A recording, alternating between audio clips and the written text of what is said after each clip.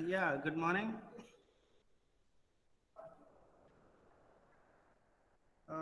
Only a few students. Let's wait for some more time. Let others join and then we will start, okay?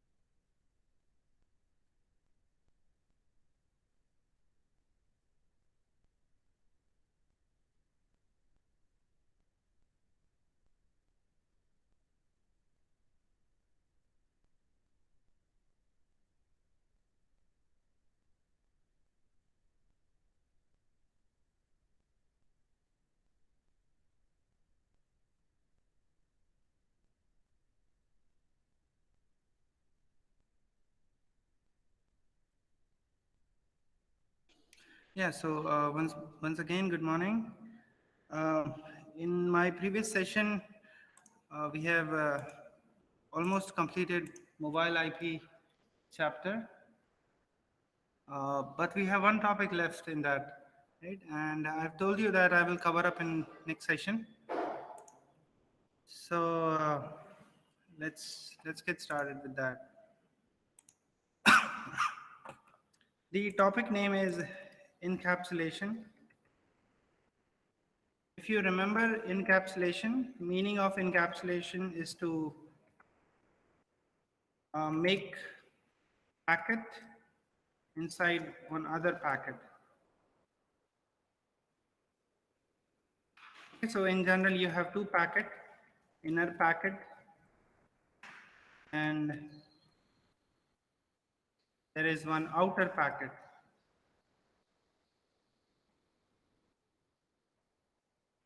Two packets are there. The inner packet has original information. The outer packet has just informational information. Okay, it is not having much information. The important information is stored inside your inner packet. Okay, so these are the two packets resides inside encapsulation and how it looks like. So basically, if this is your let's suppose original packet, right? So this is called as inner. The outer packet is outside of this packet and it looks something like this. So this is your inner packet. Cool. Inner packet. And this blue line is basically your outer packet.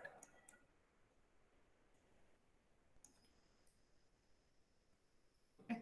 Now, from the perspective of mobile IP. So here you see from the perspective of mobile IP, if you remember the working of mobile IP, then we have this encapsulation. If you check that out, the diagram, then in inner packet, I have written something like this. The inner packet consists of what information? It has the source address as corresponding node IP address, if you remember. And corresponding node is what? Our sender, if you remember. Don't worry, I will show you the diagram as well. Then I told you that the destination address is going to be the mobile node, that means your receiver, permanent IP address. This is the inner packet consists of in encapsulation. And what about the outer packet? The outer packet consists of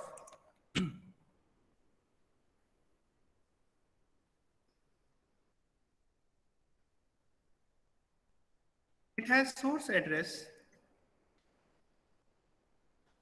as a home agent. This is our home agent. IP address. And what is the destination address? Destination address is the mobile node, that is your receiver. COA, that is care of address, which means temporary IP address. This is the information in the outer packet. So there are two packets in encapsulation. One is inner packet and one is outer packet. So packet, this information is reside, and in outer packet, this information is residing. And now if I show you the working of mobile IP one more time, the question that we have seen in our previous session.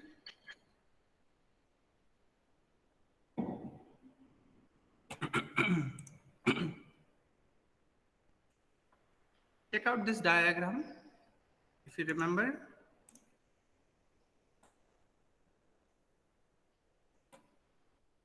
This is the diagram. And, you know, this packet, this so-called packet, sits over here in this region. Remember, this black color packet originate from here. Okay, and it will come up over here. So this is my inner packet. Okay, and then this router HA going to create this encapsulate packet is having an inner packet and one as outer packet. So inner packet has the information as CN IP address as a source, and the destination IP address as mobile node permanent IP address. Okay, and in outer packet, source will become this, and the receiver will become the mobile node COA IP address. Okay, so this is encapsulated packet. Now, there are two types of encapsulation here. How many types? There are two types of encapsulation. Remember, in our several diagrams, we have seen M and G. So M stands for minimal encapsulation, and G stands for generic routing encapsulation. G. So these are the two types that you can use for the encapsulation. And now what are they?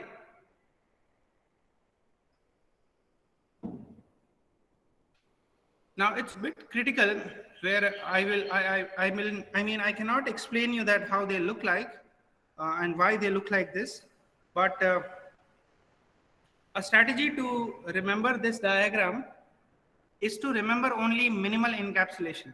So if you somehow mug up minimal encapsulation, then you can easily remember generic routing encapsulation. And they look something like this.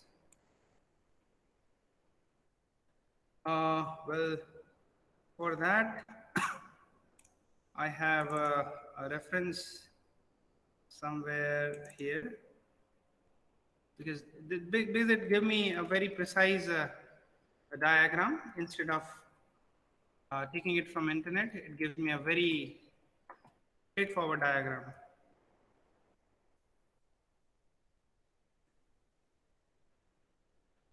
Yeah.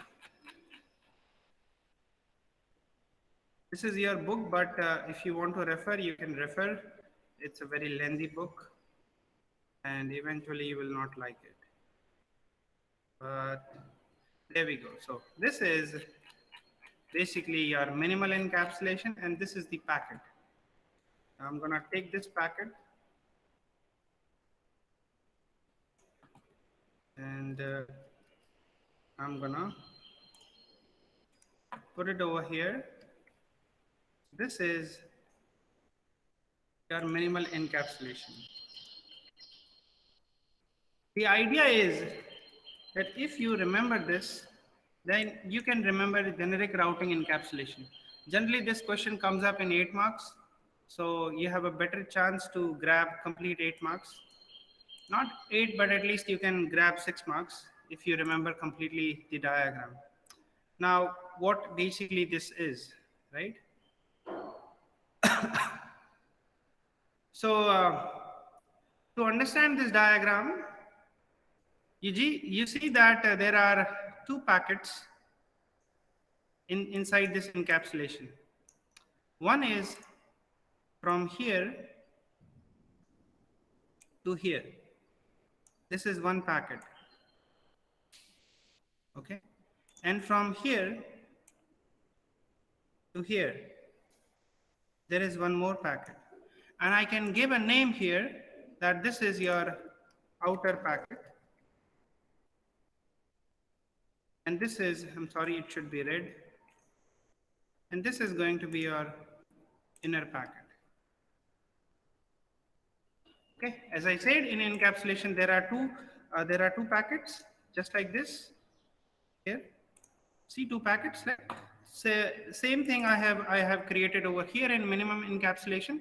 This is your outer packet and this is your inner packet. Now how can I bifurcate it? I mean, how can I say that this is outer packet and this is inner packet? It has to be understood, right? Now there is a very simple trick to understand that this is outer and this is inner by checking the so-called information here. If you check this out, then what I said in outer packet, what outer packet consists of? It consists of source address as a home agent IP address. And if you check here, this is your source address. Check source address. This is home agent of IP address. It's the same thing here, right? Then what do we have in destination? In destination, I have COA, care of address of mobile node. So you can check here, mobile node COA temporary IP address. So by which you can say that this is my outer packet. And now what happens in inner packet? How can I say that this is inner packet? Because what happens in inner packet, you check that the source address is the sender's IP address. And you check here, this is your original sender IP address, right? So that's why this is source. And what is destination? Destination is mobile node permanent IP address. And you check here, mobile node permanent IP address. So it's the outer packet and this is inner packet. That way you can bifurcate and that way you can understand that this is outer packet and this is inner packet. Now I hope that this information you can easily write it because it's not that very hard now, because you already know what is there in outer packet and what is there in inner packet in terms of source and destination at least, right? And the other information, well, other information is a little tricky to remember, but I'll give you the in general idea. So VER stands for version. Basically, you know, any kind of version which this packet entitled to, they can write it. Basically, version means this is a minimal encapsulated version, right? Any 1.0, 2.0 or likewise. IHL stands for Internet Header Length. So it is telling you that what is the length of this header, the outer packet header, okay? The length of the internet header. Then we have length, sorry, TOS, which is type of service. What service this packet entitled to? So outer packet entitled to, you know, just to have the forwarding service. That means I want to forward this packet from home agent to the mobile node current COA address, right? That's a type of service. Then we have length, packet, or you can say minimal encapsulation packet length. Then I have IP identification. And if you remember, IP identification means that the outer packet and inner packet has the same IP numbers. Like it should go to the intended destination and not to others. So it is just checking your IP address for the destination. Then what else we have? Flags. Now flags is just to make a reliable communication. What generally happens in flag, it is also for receiver end. That means suppose that you have a 10 kb of, suppose you use from a transmitter you are sending 10 kb to the receiver. So once 10 kb you have sent, you provide one flag here. So this is your flag number one. So what this flag says to the receiver, it will tell receiver that 10 kb has been received. You send next 10 kb. So then, sender will send next 10 kb. Then again after sending 10 kb, sender will provide one more flag. And what will receiver get to know? That the next 10 kb I got. It will again ask to the sender, send next 10 kb. So again sender gonna send the next 10 kb. And again sender gonna provide one more flag to tell receiver that I have sent 10 kb, did you receive it or not? Receiver will tell you send the next 10 kb and so on. So it makes your communication more reliable, by which I can check that 10 kb received, next 10 kb has been received. Otherwise, what will happen? You send 1 GB of file, but if you don't know 1 GB has properly been downloaded in my computer or not, you cannot check it, right? So now we have this flag by which I can check. And this you have seen in many of the torrent or internet downloading options where you check that, yeah, from 1 GB I got 500 MB. Next 500 MB I need to download, right? So that's basically the flag. Uh, so this is in general flag just to make communication better. Then fragment offset. The meaning of fragment offset is if you have a large data, then you chunk it in small fragment. And the meaning of offset is the very starting of the frame. So if this is the starting, then this will become my fragment offset. Okay, that is your fragment offset. TTL stands for is time to live, which means what is the validity of this packet? What is the validity of this packet? Then we have minimal encapsulation, which means that the packet is for minimal encapsulation. And then we have IP checksum, specifically for error correction or detection. Okay, so you can use cyclic redundancy check and so this consists of your so-called outer packet, and in the inner packet there is only one thing which is new, which is this one, layer 4 protocol. And what is layer 4 protocol? It's transport layer, right? TCP, IP, and so on. So you just have to write layer 4 protocol. It is working as a transport layer functions and nothing else. Others are pretty much very simple. You can remove this one. There's no need. S stands for that you want to provide the original sender IP address or not. So here it is written S equals to 1. So if you provide S equals to 1, then I need to include my sender's IP address. Otherwise, I don't need to. And that's your minimal encapsulation. I mean, I understand that it's very lengthy and it is not easy to remember, but there is no other way you can, uh, I mean, you cannot ignore it. If you somehow draw it multiple times, you can easily get it, because what is the idea here? You just remember this. Okay, if somehow if you mug up this, I mean, you don't have to mug up here because this is very easy. You're taking it from working of mobile IP. So if you remember these two things, you can easily remember this. There is no, if your fragment offset comes up over here, I don't have any problem, right? If your IP identification comes over here, I don't have any problem. But at least all the entities should be there in the packet. That's my whole intention. Okay, so this is your minimal encapsulation. Take your 2-3 minutes to just grab it, whatsoever we have discussed. And if you have any doubt, you can please ask me.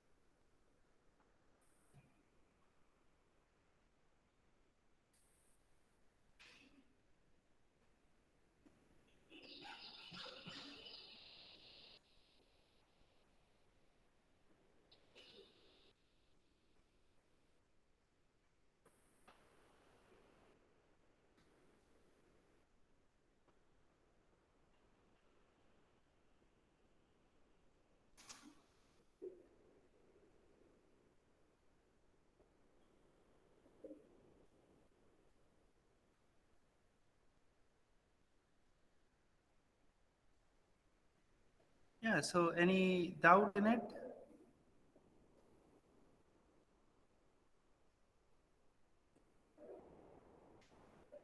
So this concept is clear, or do you have any problem?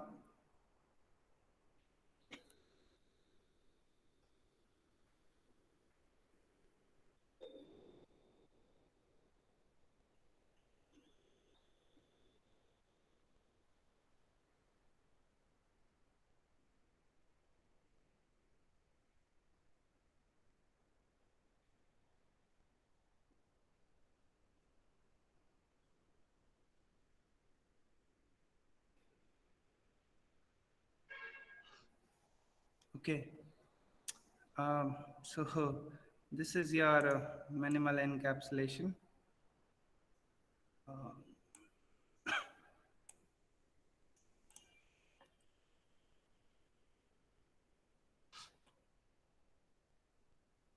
Now, I will just show you the generic routing encapsulation, which is the last topic of this chapter.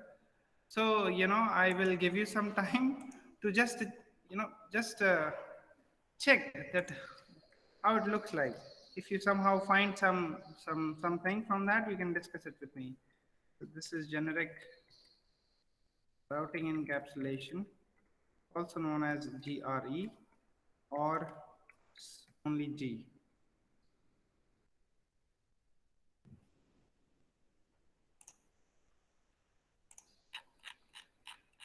And there we go. So this this is your GRE or generic routing encapsulation. But don't worry, it initially it looks like very hard, but it's not very hard. It looks like, but it's not. Believe me. If you, that's why I'm telling you, please, just refer. I mean, just look at it. I mean, is there any way you can remember?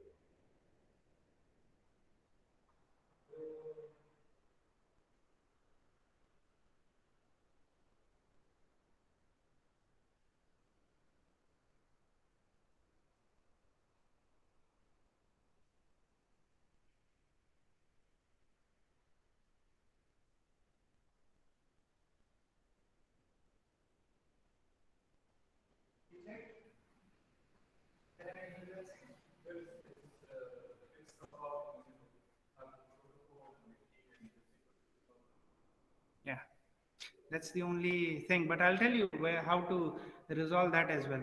You check in the generic routing encapsulation. Let me let me just brief you all about, and then I'll tell you how to remember this. It's very simple. So first thing first, there are three sections in the whole packet. The first section starts from here and it will end up here. The second start from here to here. And the third section starts from here to here. This is not important if you want. This is just a data, okay? So if you can remove it, I don't have any problem. It is necessary, but let's say I am telling you to remove it. No issue. Okay, now the first packet, this one. This is known as outer packet.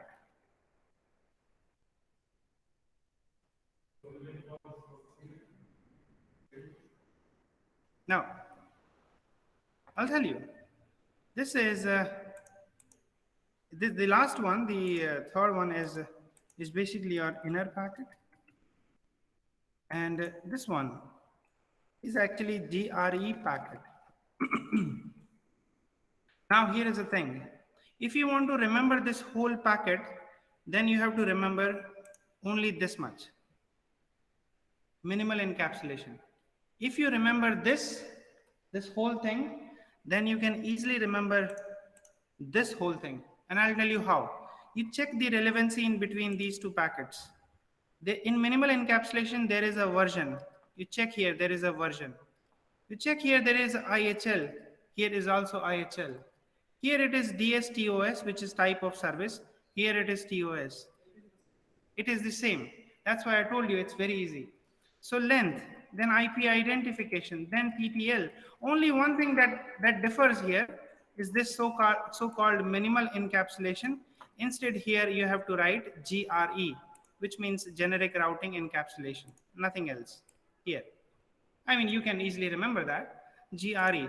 And otherwise, all the things are pretty much similar to the same packet. You check, right? So if you remember this outer packet, you can, grab easily the outer packet. So let's say I have asked you this GRE packet in 6 marks, right? So you have easily grabbed here 2 marks for the outer packet. Okay. Now rest 4 marks, how to grab it. Now if you check your, it's the same of the outer packet. So as you can see that again, there is a relevancy that the last packet, the inner packet, is completely the copy of the outer packet. It's completely the ditto packet. Yeah, this one, it is coming from here. Okay. So, I mean, these IP addresses you already know, outer packet, inner packet. So you can easily write, right? This one and this one. Yes, yes. So instead of GRE, you have to write here layer 4 protocol. And why? Because here we have our data. So in data, we don't write encapsulation, we write layer 4, transport layer protocol. Here is also the same thing, layer 4, inner packet, right? So this much you have to make, changes here. That's it. So now you have easily grabbed one more 2 marks, makes it total of 4, right? Now rest 2 marks, how to grab it. So here you just have to remember only this thing. Maybe this much. No, actually this whole thing is not that much important. Why it is not important? Because this C actually stands for checksum. The R actually stands for routing, where it is, here. The K stands for key. The S stands for sequence number here. So it is just, they have given bits as well as the elaboration of that, nothing else. So if you can somehow remember these 4 things, 1, 2, 3, and 4, and that's it. So that way you can grab more 2 marks and you will get a, whole cumulative of 6 marks. Yeah. Yeah, I mean, 1 line you can explain for 8 marks. If 6 marks, you write blue diagrams, that's it.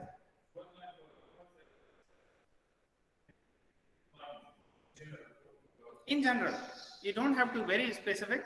In general, you can write. So the idea here is this one.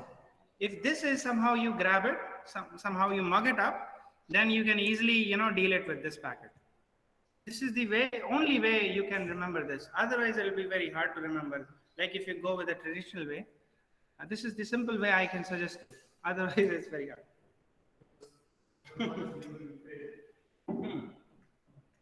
So I hope this is clear to everyone. Is it? If you have any doubt in this packet, you tell me. Yeah.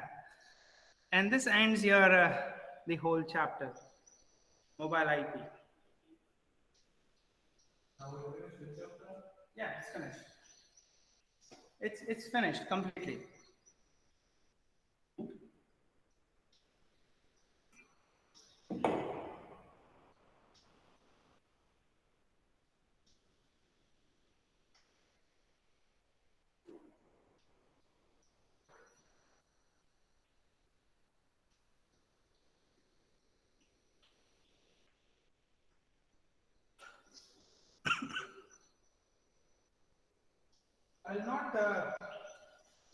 So I will not start the new chapter today. I mean, not in this lecture.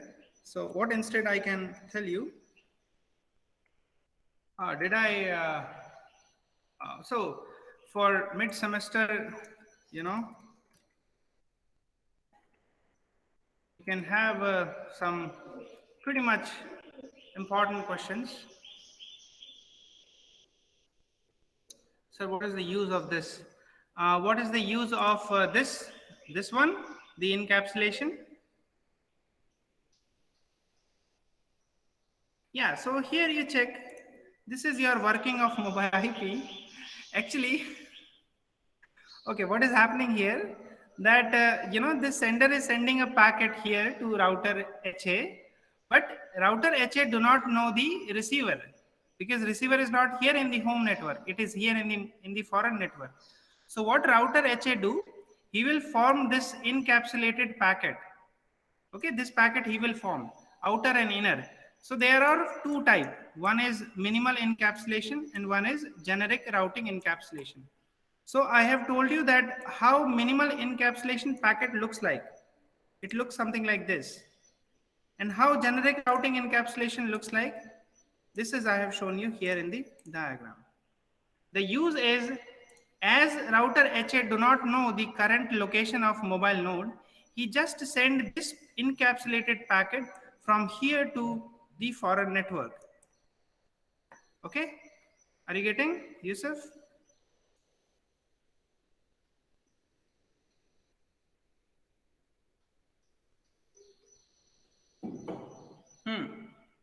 So that's why we have seen that how the packet looks like in the traffic.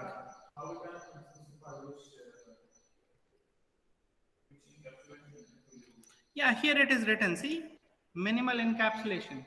So in the packet itself, we are writing that it is a minimal encapsulation. And if you are using GRE, then you will write GRE packet.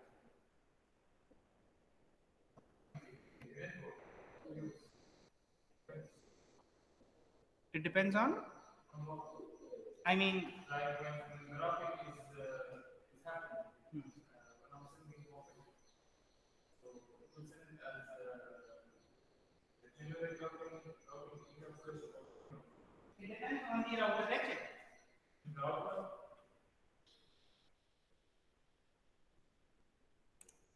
It depends on this guy. This router HA. What is the feasible way? If he can send in minimal or in generic routing encapsulation. So it depends on this guy. For this router, yes. He will decide. Yes. He will decide that which one is good in my network. Is it minimal or it is generic routing encapsulation? So if you think it is more secure, more reliable, more flexible, he will send this packet, providing this packet, and then it will send it to the network. If he thinks that my network is more good, I mean, if it is completely free, not congested, no traffic, he will use generic routing encapsulation because it has more features. It's lengthy and it has more flexibility. C, R, K, S, and 4 more bits. Security, we have key. Right? So I can include key here. So this is more good compared to this. But then if my traffic is not good here in the internet, then I will not send this, I will send minimal. Small packet, just send. Okay? But in minimal, we don't have any security. That's why we don't go for that.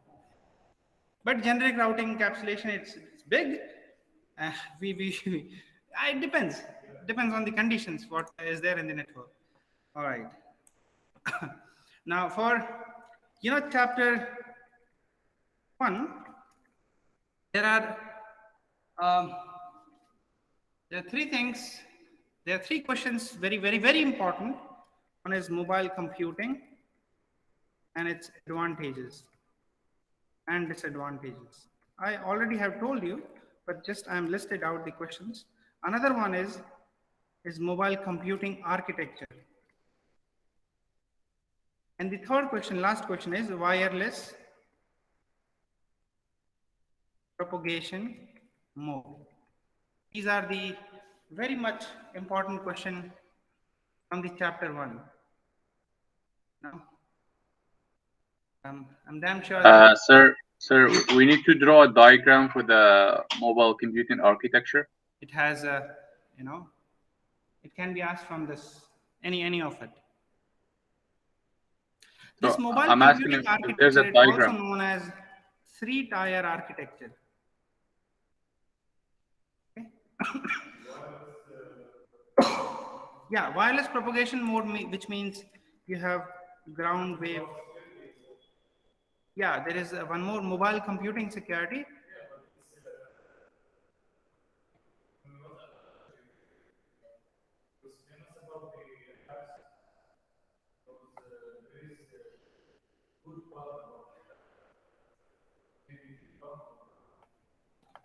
Well, yeah, there are diagrams for each and every question. Please refer, the videos. I have provided you all diagrams. Remember, the very important thing in this subject is diagrams. If you have little theory, more diagrams, you will get very good grade marks, right? I don't have any problem with theory, but if you have diagrams, straightforward, you will get marks. Any question, any question. Yeah, and it's not important that the diagram should be from the textbook or from internet. If you have in your mind a diagram which is coming from some theory, you can make your rough diagram that there as well. Labeled, should be labeled, so that I can get to know that yeah, he is trying to say something and I should give marks. These three questions are very much important. Yes, you said mobile computing security. No, no, no. I mean,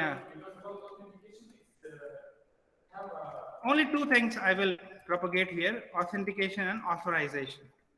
Maybe 1 mark or 2 marks maybe come from here.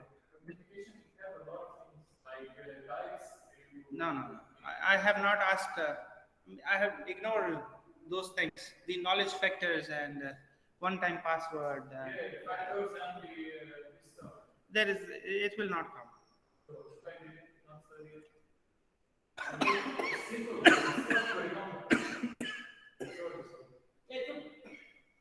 It's okay. I mean, if you somehow remember, it's add-on. It's like easy thing. We know it already, but it's hard to manage it, to remember it and write it just like yes, right there. It's okay to just remember the definition about this book. Yeah, so if authentication authorization comes maybe for in 1 or 2 marks, just write definitions. Just if there is a scope of 6 marks and 8 marks, then somehow you have to. It will never come. Don't worry. He'd never come. Yeah. Okay. So this is chapter 1. In chapter 2, the very important question is the cellular system components or architecture. Same.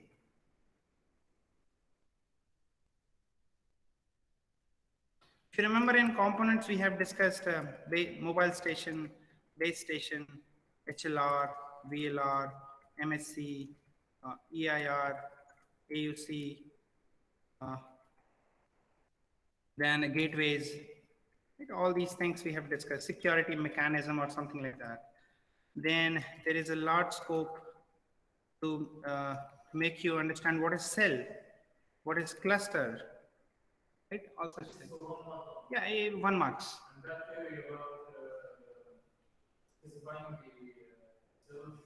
Yeah, yeah.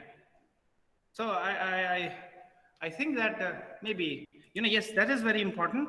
The geometry of hexagon and that equation, if you remember, and frequency reuse.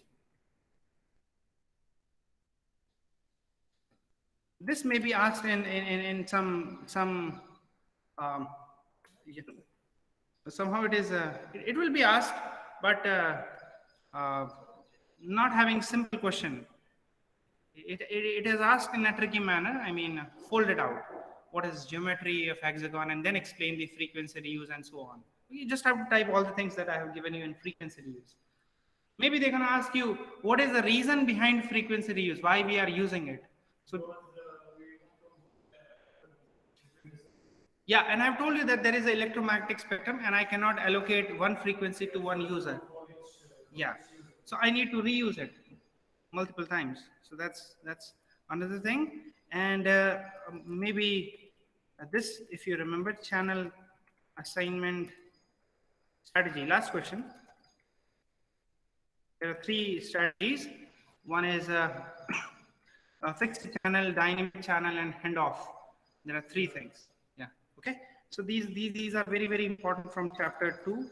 Chapter 3 now, on the other hand, eh, chapter 3 is purely important, but one of the very important questions that can precisely, come, which is GSM architecture. I hope this is, you have to do somehow, or GPRS architecture. And both are same, by the way. Okay, GSM and GPRS. Only one difference. It has SGSN and GGSN. So in GPRS, you only have to remember SGSN and GGSN functionality. Okay, you draw everything. If it is asked in GPRS, you draw everything: mobile station, base station, HLR, VLR, what is that and what is not. But then you have to write about SGSN and GGSN very precisely. Or maybe they can ask you directly, what is SGSN and what is GGSN? Explain. Right? At that time, you can write the whole thing. So it generally asked in 8 marks or in 6 marks.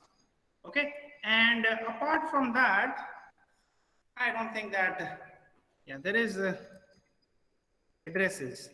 I have a strong feeling that this may come because addresses and identifiers, if you remember those numbers, IMEI, IMSI, LMSI, TMSI, LAI, 1, or maybe you remember any 4.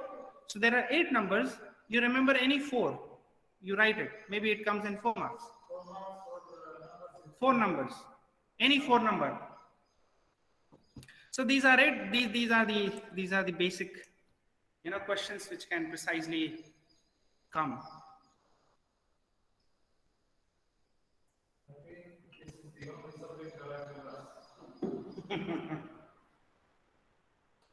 Yeah. So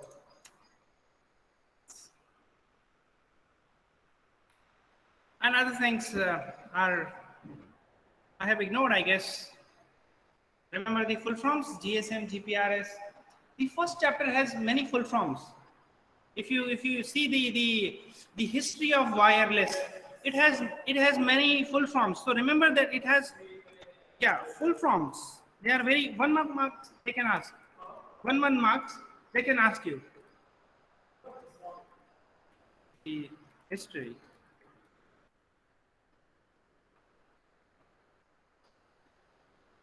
All right, so that's it. Okay, and if you have any doubt, you can ask me. Otherwise, we're gonna wind up. Okay.